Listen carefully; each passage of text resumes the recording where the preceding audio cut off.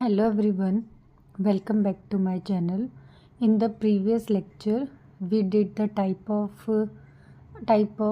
solution to solve a partial differential equation, right? But in this lecture, we will start new chapter, chapter number 3 of PDE, first order nonlinear partial differential equation. In this chapter we shall discuss Charpit journal method, Jacobi method, है ना, and compatible solution. ठीक है, for to solve the partial differential equation of first order. Okay, so let's start now. First of all, what is a compatible system, है ना. Then what is a compatible system of PDE of order 1, जिसका order कितना है 1. तो देखो हमारे पास क्या होगा कि हमें पार्शियल डिफरेंशियल इक्वेशन दे रखी होगी, कितने ऑर्डर की, 1 ऑर्डर की.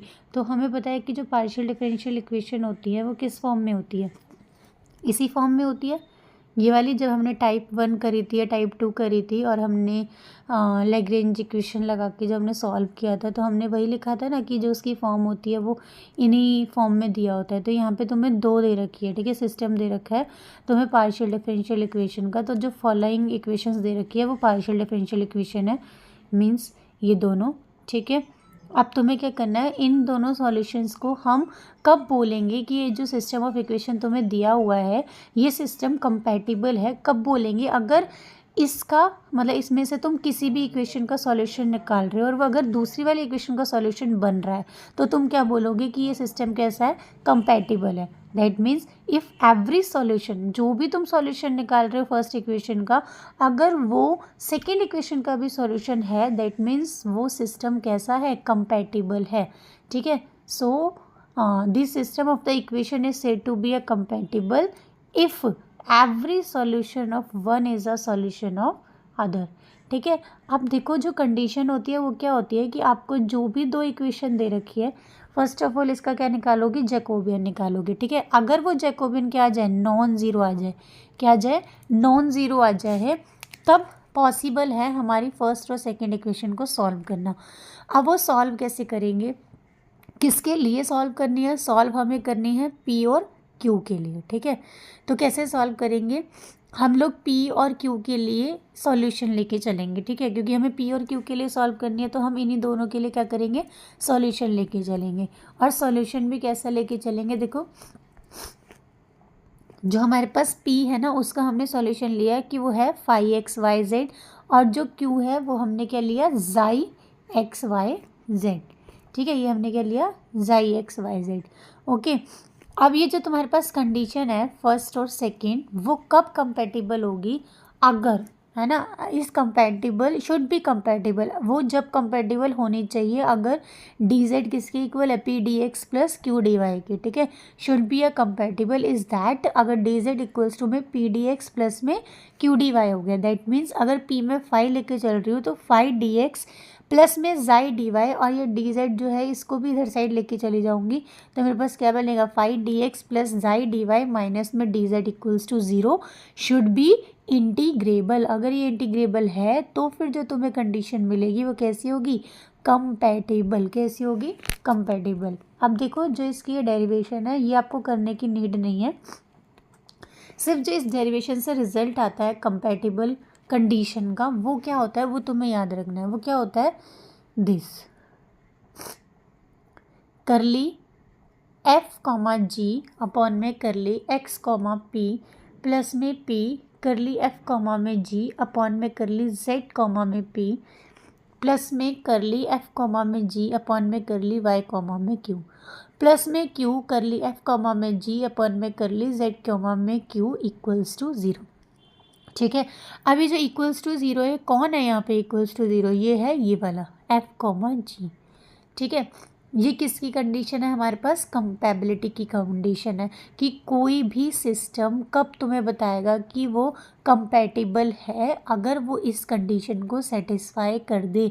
ये कंडीशन होती है कंपैटिबिलिटी के लिए. ठीक है, ठीक है। कॉम्पैटिबिलिटी के लिए ये वाली कंडीशन होती है। तो देखो आपको डेरिवेशन करने की कोई नीड नहीं है। जब एग्ज़ाम में आएगा कि चेक करो कि सॉल्यूशन जो है वो कंपैटिबल है या नहीं है, तो आपको क्या करना है, इस वाली कंडीशन को सेटिस्फाई करना है। दैट मीन्स तुम्हें पहले जो भी सॉल्यूशन दे रखा है उसका क्या करना है, जैकोबियन निकालना है। किस किस के रिस्पेक्ट में, एक्स पी के रिस्पेक्ट में, जेड पी के रिस्पेक्ट में, वाई क्यू के रिस्पेक्ट में और जेड क्यू के रिस्पेक्ट में। Correct, right. अब देखो हमारे पास जो स्पेशल केस है उसमें क्या होता है कि जो फर्स्ट ऑर्डर पीडी है ना, वो कब जो होगी कंपैटिबल होगी, अगर उसकी ये कंडीशन सेटिस्फाई हो गए कि अगर करली पी अपॉन में करली वाई किसके इक्वल हो जाए, करली क्यू अपॉन में करली एक्स, तब तुम जो अपनी इक्वेशन है उसको क्या बोलोगे, कॉम्पैटिबल। ठीक है, उसके लिए क्या होगा, तुम्हें दो पी और क्यू जो है वो सोल्यूशन दिए जाएंगे किस फॉर्म में, पी एक्स वाई और क्यू एक्स वाई में। उसे तुम कंपैटिबल कब बोलोगी, इफ़ करली पी अपॉन में करली एक्स वाई इक्वल्स में करली क्यू अपॉन में करली एक्स इक्वल हो जाए। और ये if and only if condition है। If and only if condition है कि अगर तुम्हें ऐसा मिल गया तो ये चीज़ ट्रू हो जाएगी, अगर ये चीज़ ट्रू है तो तुम्हें ये प्रूव करना पड़ेगा। ठीक है, तो ये कन्वर्सली भी ट्रू हो जाएगी। ठीक है, तो क्योंकि if and only if condition है तो दोनों होगी। ठीक है, कन्वर्सली भी होगी और डायरेक्ट भी होगी। ओके, नेसेसरी और सफिशिएंट कंडीशन जैसे हम बोलते हैं। ठीक है, नेसेसरी, पहले नेसेसरी को प्रूव करोगे फिर सफिशिएंट को प्रूव करोगे, या पहले सफिशिएंट को प्रूव करोगे फिर नेसेसरी को प्रूव करोगे, तो उल्टा सीधा सीधा उल्टा। करेक्ट। नेक्स्ट देखिए, देखो नेक्स्ट क्या है हमारे पास, एग्जाम्पल नंबर 1। क्या पूछा है एग्जाम्पल नंबर 1 में, शो करो कि ये जो इक्वेशन है ये कैसी है, कंपैटिबल है, एंड फाइंड देयर सॉल्यूशन। उसके क्या फाइंड करने हैं, सॉल्यूशन भी फाइंड करने हैं। ठीक है, तो देखो अगर मुझे इक्वेशन दी हुई है तो सबसे पहले तो मुझे क्या करना पड़ेगा, मुझे अपना दो इक्वेशन दे रखी है, एक ये दे रखी है और एक ये दे रखी है, कॉमा लगा हुआ है ना बीच में। तो सबसे पहले मुझे इसको इस फॉर्म में लिखना पड़ेगा, दो है ना, एक F X Y Z comma P comma Q की फॉर्म में लिखना पड़ेगा, एक G X Y Z comma P comma Q की फॉर्म में। जब हम फंक्शन एफ की फॉर्म में लिखेंगे तो इस एक्स को यहाँ लेंगे तो हमारे पास एक फॉर्म बन जाएगी, और इसके लिए एक्स जेड को यहाँ लेंगे तो ये हमारी दूसरी फॉर्म बन जाएगी। करेक्ट। अब क्या करेंगे, क्या कंडीशन होती है कंपैटिबिलिटी की, जैकोबियन निकालो। तो पहला क्या होता था एक्स और पी के लिए, तो करली एफ अपॉन में करली एफ कॉमा में जी अपॉन में करली एक्स कॉमा में पी। क्या होगा, करली एफ का एक्स के रिस्पेक्ट में होगा, करली एफ का पी के में, करली जी का एक्स में, करली जी का पी में। ठीक है, देखो अब हमें जो एफ वाली इक्वेशन दे रखी है वो ये दे रखी है। ठीक है, तो हम क्या करेंगे, करली एफ अपॉन करली एक्स निकालेंगे। जब करली एफ अपॉन करली एक्स निकालेंगे तो ये हो जाएगा पी, इसका तो ज़ीरो क्योंकि पार्शियल है, और यहाँ पे क्या हो जाएगा -1। राइट, तो देखो फर्स्ट हमें यही दे रखा है। ठीक है, अब क्या करना है मुझे, करली एफ अपॉन करली पी निकालना है। जब इसी का पी के लिए क्या करोगे तो क्या मिलेगा, ओनली एक्स, यही मिलेगा ना, ओनली एक्स मिलेगा। तो ये मेरी यहाँ पे आ गई दूसरी डिजिट की। ठीक है, अब मुझे क्या निकालना है, करली जी अपॉन में करली एक्स। अब जी की वैल्यू क्या है, जी की मुझे वैल्यू दे रखी है एक्स स्क्वायर पी प्लस में क्यू माइनस में एक्स जेड। राइट, क्या करना है, एक्स के रिस्पेक्ट में करना है, तो क्या मिलेगा 2x पी माइनस में जेड। ठीक है, और जब p के रिस्पेक्ट में करोगे तो क्या मिलेगा, एक्स स्क्वायर। ठीक है, तो अब देखो यही तो करना था, जी एक्स का यही मिला। ठीक है, और इसका क्या मिला, एक्स स्क्वायर। राइट, अब क्या करना है, सिमिलरली एफ और जी का जो है किसके रिस्पेक्ट में निकालना है, अब z और p की रिस्पेक्ट में। तो देखो जब तुम z और p की रिस्पेक्ट में करोगे तो क्या मिलेगा, अगर मैं अपनी f वाली इक्वेशन को z के रिस्पेक्ट में करती हूँ। ठीक है, तो देखो z वाली टर्म इसमें कोई है नहीं है, तो क्या इस वाली में कोई नहीं है ना, तो क्या आएगा, 0 आएगा। ठीक है, और f का p के लिए करेंगे तो यहाँ से क्या आ जाएगा, x आ जाएगा। तो देखो ये फर्स्ट टर्म आ रही है। ठीक है, अब नेक्स्ट क्या करना है, g का z के रिस्पेक्ट में करना है। तो जब g का z के में करोगे तो यहाँ से तो -x मिल रहा है। ठीक है, इस वाली टर्म से। ठीक, अब क्या करना है, g का पी की रिस्पेक्ट में करना है। तो जब पी की रिस्पेक्ट में करोगे तो यहाँ पे क्या मिल रहा है, एक्स स्क्वायर मिल रहा है ओनली, तो यहाँ पे क्या हो गया एक्स स्क्वायर। अब इसका इन दोनों का क्या करोगे, डिटर्मिनेंट निकालोगे, तो निकाल देंगे तो यही आ जाएगा। ठीक है, नेक्स्ट स्टेप क्या होता है, अब नेक्स्ट वाला क्या किसका निकालना है, नेक्स्ट हमें निकालना है, किसका निकालना है, देखो वाई और क्यू की रिस्पेक्ट में निकालना है। तो कर ली एफ अपन में कर ली वाई, कर ली एफ अपन में कर ली क्यू, कर ली एफ का वाई के रिस्पेक्ट में निकालेंगे तो क्या मिलेगा, यहाँ से माइनस क्यू मिलेगा। ठीक है, और जब एफ का क्यू की रिस्पेक्ट में निकालोगे तो क्या मिलेगा, माइनस वाई मिलेगा। राइट, जी का जब वाई के रिस्पेक्ट में निकालोगे तो 0 मिलेगा, और जब जी का क्यू की रिस्पेक्ट में निकालोगे तो क्यू ओनली यही है, तो क्या मिलेगा, +1 मिलेगा। तो पुट कर दी वैल्यूज़ यहाँ पे। ठीक है, अब क्या करेंगे, डिटर्मिनेंट निकालेंगे, इसका सॉल्व कर देंगे। ठीक है, तो क्या आ जाएगा मेरे पास, -q आ जाएगा। नेक्स्ट क्या निकालना है, एफ़ का जेड की रिस्पेक्ट में, एफ़ का क्यू की रिस्पेक्ट में। जब एफ़ का जेड की में करेंगे तो यहाँ कोई जेड की टर्म नहीं है, 0 मिलेगा। जब एफ़ का क्यू की में करेंगे तो ये वाली टर्म है, तो -y मिलेगा। जब जी का जेड की रिस्पेक्ट में करेंगे तो देखो जेड की कौन सी टर्म है, ओनली यही, तो क्या मिलेगा, -x। जब जी का क्यू की रिस्पेक्ट में करेंगे तो क्या ओनली यही, तो क्या मिलेगा, 1। अब इसके डिटर्मिनेंट को सॉल्व कर देंगे, हमारे पास ये आ जाएगा। राइट, क्या होता है अब हमारे पास वो कंडीशन कि f comma g equals to में ये जितनी भी आपने टर्म्स निकाली है इनका एडिशन। ठीक है, मतलब एफ कॉमा जी का मतलब क्या है, 0 होना चाहिए, जो जितनी भी लगाई है इन सबको ऐड करके क्या आना चाहिए, इन सब का एडिशन इक्वल्स टू 0 मिलना चाहिए। राइट, ठीक है, अब इन सब का एडिशन 0 मिलना चाहिए। हमने वैल्यू पुट करी तो देखो यहाँ से ये वाली वैल्यू मतलब ले ली। ठीक है, यहाँ से ये वाली वैल्यू ले ली, और यहाँ से ये क्यू वाली ले ली, और यहाँ से ये एक्स वाई वाली ले ली। ठीक है, अब क्या है, देखो सबको ज़रा अंदर मल्टीप्लाई करो। जब अंदर मल्टीप्लाई करोगे तो यहाँ से क्या आएगा, px² माइनस में x² plus 2xyp minus minus plus xz plus px² minus में q माइनस में xy की। ठीक है, अब देखो ज़रा, ये जो हमारे पास ये 2pxy और ये px², तो 2x² p प्लस का हो गया माइनस का हो गया, तो तीनों कैंसिल, जो ये बचा वो हमने यहाँ लेफ्ट लिख दिया। ठीक है, अब जरा ये जो सेकेंड वाली इक्वेशन है इसमें देखो, इसमें हमारे पास q माइनस xz की वैल्यू हमें मिल जाएगी। क्या मिलेगी हमें, -x² p। ठीक है, अगर मैं साइन चेंज कर दूँ तो ये प्लस का, ये माइनस का, और ये क्या हो जाएगा, प्लस का, है ना। यहाँ पे यही तो है, माइनस का क्यू प्लस का xz, तो इसकी वैल्यू क्या होगी, +x² p। तो मैंने यहाँ नेक्स्ट स्टेप में देखो यही पुट किया है, +x² p। ठीक है, अब क्या किया, यहाँ से मैंने x को कॉमन ले लिया। ठीक है, अगर मैं x को कॉमन लूँगी, यहाँ से मैं x को कॉमन ले रही हूँ। ठीक है, तो देखो मुझे क्या मिलेगा, x कॉमन लिया, अंदर क्या बचा, यहाँ से बचा -x plus xp minus y की, और ये पूरी की पूरी इक्वेशन, ये जो फर्स्ट इक्वेशन है ना, देखो बच्चा, ये जो फर्स्ट इक्वेशन है ना, इस फर्स्ट इक्वेशन से किसके इक्वल जा रही है, 0 के, तो यहाँ मैंने इसकी वैल्यू 0 पुट कर दी। तो मुझे क्या मिल गया कि एफ कॉमा जी जो है वो किसके इक्वल हो गया, 0 के इक्वल हो गया।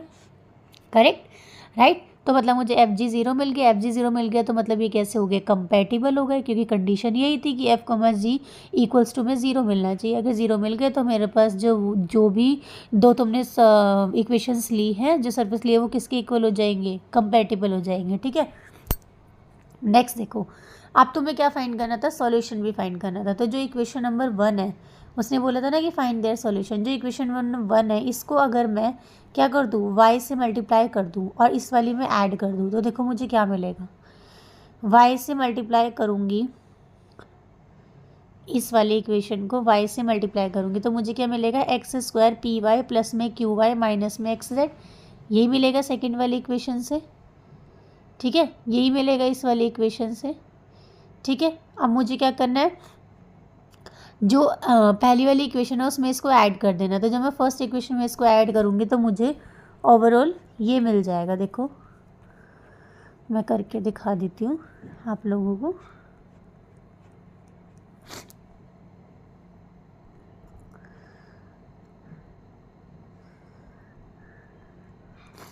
सेकेंड वाले इक्वेशन को मल्टीप्लाई करेंगे, x² p प्लस में q माइनस में xz इक्वल्स टू 0, इसको मल्टीप्लाई करेंगे y से, तो मुझे क्या मिलेगा, x square p y plus में क्यू वाई माइनस में एक्स वाई और जेड, राइट।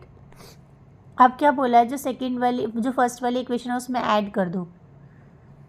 तो मेरे पास फर्स्ट इक्वेशन क्या है, एक्स पी माइनस में देखो और क्या है,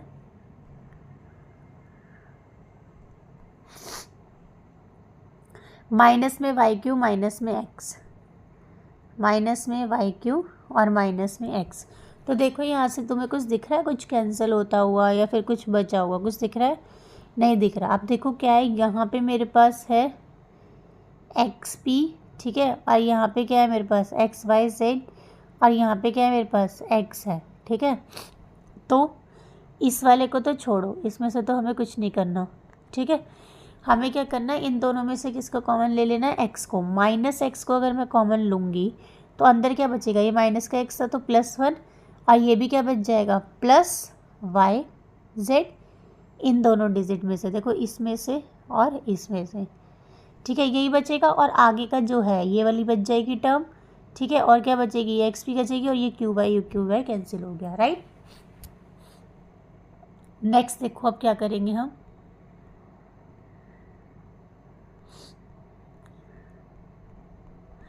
नेक्स्ट क्या करना है, जो अभी मेरे पास पूरी इक्वेशन आई है इस पूरी इक्वेशन में से मैं क्या करूँगी, अपना p की वैल्यू निकाल लूँगी। अब देखो जब p की वैल्यू निकालोगे तो क्या मिलेगा, p की वैल्यू निकालने पे देखो जो अभी मेरे पास इक्वेशन आई है मैंने आपको निकाल के दिखाई दी ना, उसी वाली इक्वेशन में से देखो क्या करोगे, यही आई थी हमारे पास, ठीक है। यहाँ से क्या करनी है, p की वैल्यू निकालनी है। जब p की वैल्यू निकालोगे तो कैसे निकलेगी, एक्स स्क्वायर वाई और p को यहाँ रखेंगे, बाकी सबको इधर साइड ले जाएंगे, तो x 1 प्लस में वाई जेड, ठीक है, अपॉन में क्या आया,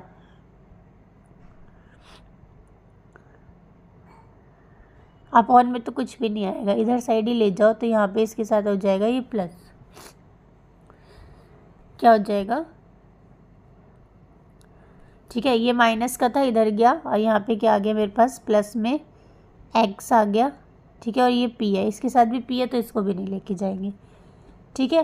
और साथ में यहाँ क्या बचा, प्लस में एक्स पी बचा। अब क्या कर लो, p को कॉमन ले लो और x को भी कॉमन ले लो, तो अंदर क्या बचेगा हमारे पास बचेगा 1 प्लस में x और यहाँ पे y, करेक्ट। और इक्वल्स टू में क्या चल रहा है, इक्वल्स टू में मेरे पास चल रहा है x 1 प्लस में y z, राइट।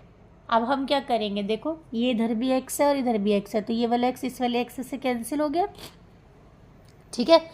तो मेरे पास जो देखो p की वैल्यू आई वो क्या आई, वो मेरे पास आई p इक्वल्स टू में 1 प्लस में वाई जेड अपॉन में 1 प्लस में एक्स जेड, राइट।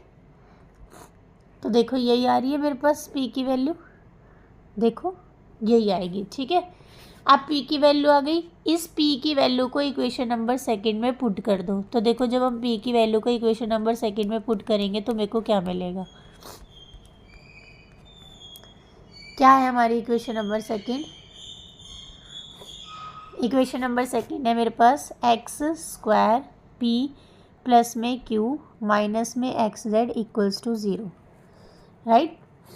ज़रा p की वैल्यू पुट करो, क्या मिलेगा, 1 प्लस में वाई जेड 1 प्लस में एक्स वाई प्लस में q और यहाँ पे क्या है माइनस में एक्स जेड इक्वल्स टू 0। अब क्या करो, ज़रा इसको इधर ले जाओ,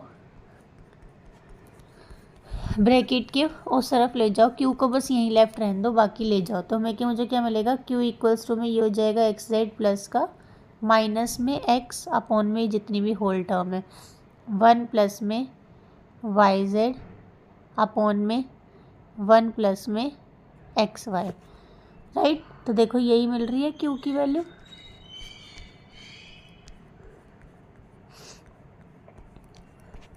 मिल रही है ना यही। अब क्या करेंगे हम लोग, देखो ये आ रही है हमारे पास q की वैल्यू, है ना।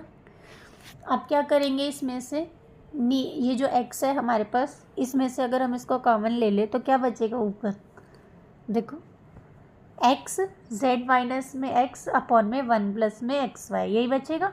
ठीक है, अब देखो एलसीएम लेना पड़ेगा इसका। अगर हम एलसीएम ले लें तो हमें क्या मिलेगा,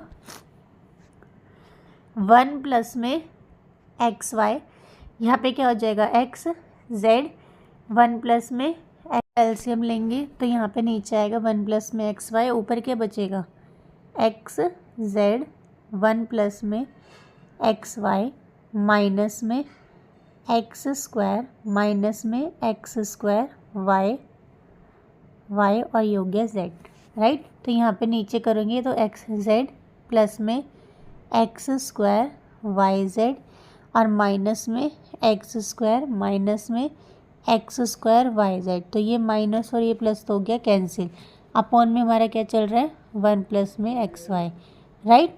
अब देखो क्या होगा, हमें इन दोनों में से ये वाली जो टर्म है, देखो ये वाली जो टर्म है और जो ये वाली टर्म है, इसमें से क्या कर लो x को कॉमन ले लो। x को कॉमन लेंगे तो अंदर क्या बचेगा z माइनस में x और अपॉन में 1 प्लस में एक्स वाई, करेक्ट है ना। तो देखो यही आ रही है हमारे पास, देखो हमारे पास जो वैल्यू आ रही है वो यही आ रही है, नहीं आ रही हमारे पास। देखो जब हमने q की वैल्यू निकाली, इसको भी हटा दो, ये तो हमारी पहले तक आई थी जब तक हमने एलसीएम नहीं लिया था, तो हमारे पास q की वैल्यू ये आ रही है। ठीक है, अब जो हम सॉल्यूशन निकालते हैं तो हमारे पास क्या होता है, डी जेड इक्वल्स टू में p dx p dx plus में q dy। अब p की वैल्यू निकल गई, q की वैल्यू निकल गई, तो दोनों की वैल्यू को हम क्या कर दें, इसमें पुट कर दें। तो जो p की वैल्यू आई है और जो q की वैल्यू है, इन दोनों वैल्यू को यहाँ पे पुट करो। तो देखो ये दोनों आई थी, हमने पुट कर दी। पुट करने के बाद क्या करना है, इसका भी 1 प्लस एक्स वाई है, इसका भी 1 प्लस एक्स वाई है। 1 प्लस एक्स वाई को यहाँ पे ले जाओ, ये डी जेड हो गया, यहाँ पे p dx plus q dy हो गया, करेक्ट। अब क्या करना है, इसमें ज़रा देखो ये जो हमारे पास है, अगर मैं यहाँ से क्या कर लूँ, z को यहाँ लेके आऊँ तो मेरे पास क्या मिलेगा, जरा इसको खोलना, 1 प्लस में वाई जेड डी एक्स, मतलब कि डी एक्स प्लस में y Z D x plus में एक्स जेड है ना, माइनस में एक्स स्क्वायर और डी वाई से मल्टीप्लाई हो जाएगी। तो देखो यहाँ पे जो एक्स स्क्वायर डी वाई है वो तो हमने यहाँ ले लिया, ठीक है, और यहाँ पे क्या है एक्स जेड डी एक्स, यही है ना हमारे पास। तो देखो हम इसको ऐसे लिख सकते हैं, देखो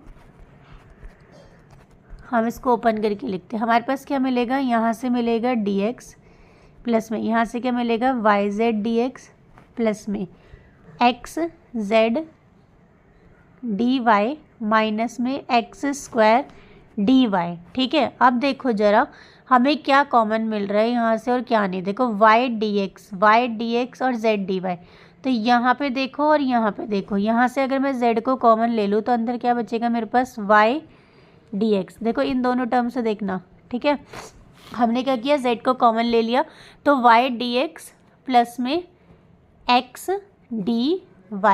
तो देखो जो पहली वाली टर्म है ये तो आ गई, बाकी क्या बचा लास्ट में, एक ये dx वाली टर्म बची और ये एक्स स्क्वायर वाली टर्म, देखो यही बचा। तो अब देखो इसको हम क्या लिख सकते हैं, जो मेरे पास y dx और ये z dy आया है, तो इसको मैं क्या लिख सकती हूँ, इसको मैं क्या ये लिख सकती हूँ d ऑफ x और y, ये डिफ्रेंशिएशन ही तो है, करके देखो इसका अगर डिफ्रेंशिएशन करो, पहले x का ऐसे ही रहेगा, y का हो जाएगा dx प्लस में फिर y का ऐसी वो y का ऐसे ही रहेगा, इसका हो जाएगा dy। तो x dx plus y dy किसका होता है, d ऑफ एक्स वाई का डिफ्रेंशिएशन।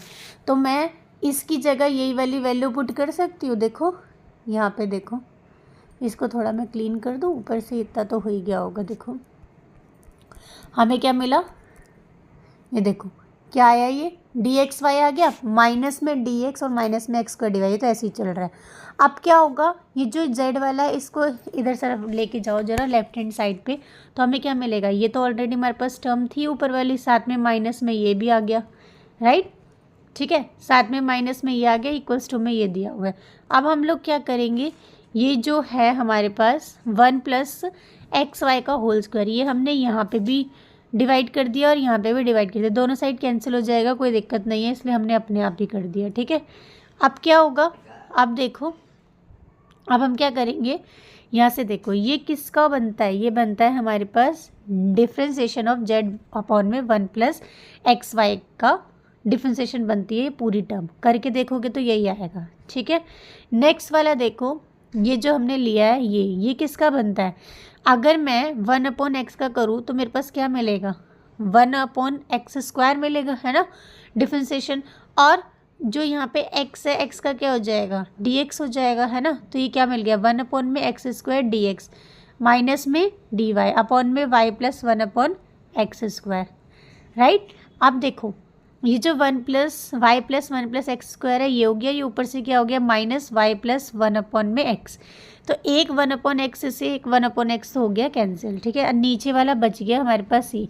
अब जरा इंटीग्रेट करना इन दोनों का, तो ये से ये इंटीग्रेशन कट गया, ये से ये कट गया, एक नीचे वाले से नीचे वाला कट गया, ठीक है। तो मेरे पास क्या आया, मेरे पास ये वाली टर्म आ गई, ठीक है, और साथ में क्या आ गई, यहाँ से ये वाली टर्म आ गई प्लस में c इंटीग्रेशन कांस्टेंट, ठीक है। अब मेरे पास क्या आ गया, z अपॉन में 1 plus x y equals to में x अपॉन में 1 प्लस एक्स वाई प्लस में c। यही क्या हो गया मेरे, अगर मैं इसको सॉल्व करूँगी तो देखो 1 प्लस एक्स वाई है, एलसीएम ले लो तो ये c के साथ चला जाएगा 1 प्लस एक्स वाई, और यहाँ से ये दोनों कैंसिल हो जाएगा। जो c के साथ जाएगा उसको हम ऐसे लिख सकते हैं, z इक्वल्स टू में x 1 प्लस c 1 प्लस में एक्स वाई लिख सकते हैं ना। तो देखो ज़रा यही आ रहा है, नहीं आ रहा, देखो क्या लिख सकते हैं हम इसको, z इक्वल्स टू में x, z इक्वल्स टू में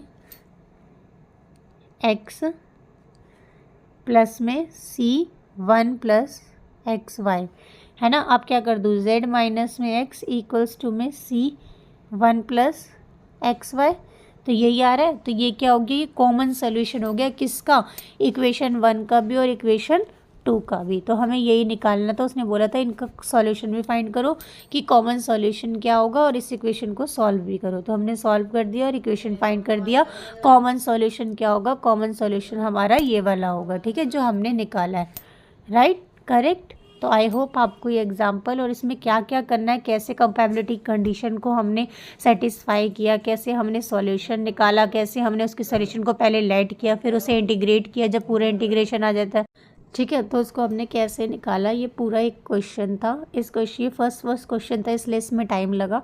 तो आज के लिए इतना ही इनफ है। नेक्स्ट लेक्चर में हम लोग एग्जाम्पल नंबर 2 और आगे जितने भी एग्जाम्पल्स हैं उनको करेंगे।